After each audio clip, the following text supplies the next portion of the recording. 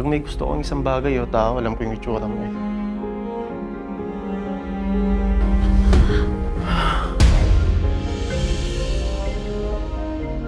Di ba trabaho mo yan, i-monitor ang mga materyales? Bakit nagkaganito? Paliwanag ka nga.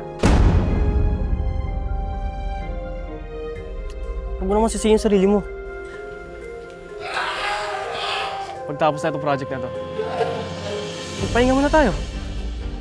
Oo naman po, ma'am. Pagkakatiwalaan niyo po, sa'yo po.